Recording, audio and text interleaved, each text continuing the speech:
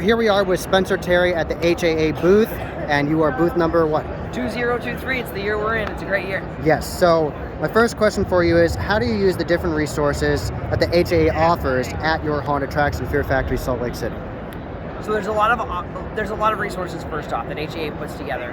Everything from legal assistance, we use that often. We have a marketing team from Fearworm that help us connect a couple of dots. We also, I think one of the biggest things in general is how we connect other people. We know what other markets are doing. We know what's working in one space that might work and it might not work for us as well. Yeah. But at least it allows us to have a really close network where we can talk with folks and we can kind of connect the dots faster. Wonderful. So my second question is pretty much the surmise. This is pretty long what I wrote here. Yeah. So long story short, your haunt is very gritty, and I love that. I really like it when you go into a haunt and you're like, I have to take a bath. Yeah. I love that. I love that feel. Yeah. And I've seen that some of your part of your haunt is very theatrical, like that whole area with like the cathedral with the Grim Reaper. Yes.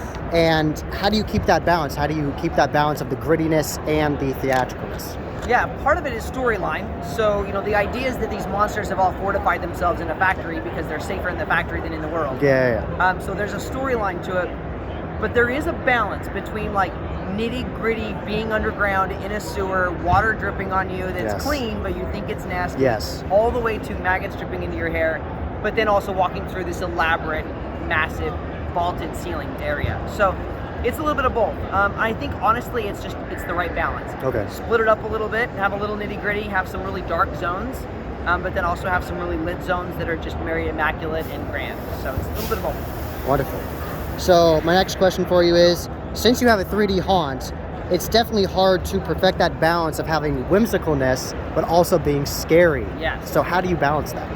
Yeah, scary, fun clowns don't always work in a haunted house, and so they have to be scary clowns. For us, your similar question about grittiness, that's our clowns are gritty. Yeah. They're nasty, they're dirty, they're grungy, and so we take that fun play perspective and turn it dark as if they've been in a factory and they haven't showered for 5 years. It's kind of the idea. And so, and their humor is the same way. Like some of the humor is dark and some of it's really gritty. Okay. And I think playing all of those together, including how we light the space. Okay. We also don't want it big, bright. Even our, we have the 3D area. The same thing with the 3D area. That has to be well lit to pop and glow. Exactly. But we have a prior clown area that's the carnival area. Okay. Nasty carny clowns. Yes. And then you've got pop, really great fun clowns. So we have a dichotomy and they both work really well together. I love that bungee scare too. Yeah, it's a great scare. Yeah, that looks awesome. Yeah. So another question I have for you is, what have been the most unique challenges you have faced running a haunted attraction to a former old factory? Factories are hard. I don't know that I would suggest to anyone to do it again. No. It was OSHA alone. Oh yeah. Seismic. We had to do some seismic stuff. Oh really? Wow. Okay. It was built in the 1800s, and back then there wasn't. You had to have a certain height.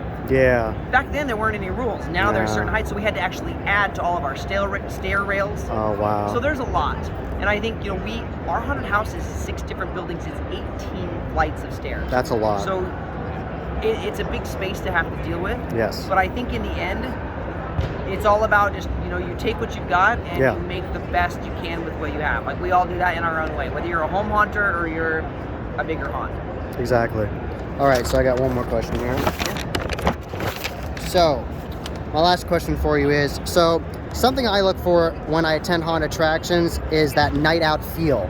And something that I've observed from your haunt attraction over the years is you've tried to do that with your like bungee drops and VR experiences. So how are you going to continue doing that into the future from 2023 and into the future? Yeah, that's the idea, is that you're not just going to a haunted house, right? Yes. Like you're going to an experience. Correct. You want to go to something that's immersing you and bringing you into that space. So people, the moment you come onto our property at Fear Factory in Salt Lake City, it's all about walking across that property line and immediately questioning your decision to come here. Exactly. It's abandoned, it's gritty, it doesn't look like it's well kept, everything looks rusty and not clean, and we put so much detail into making it look that way. Yes. But I think that's part of the story that we tell. As we move into 2023, there's always something new.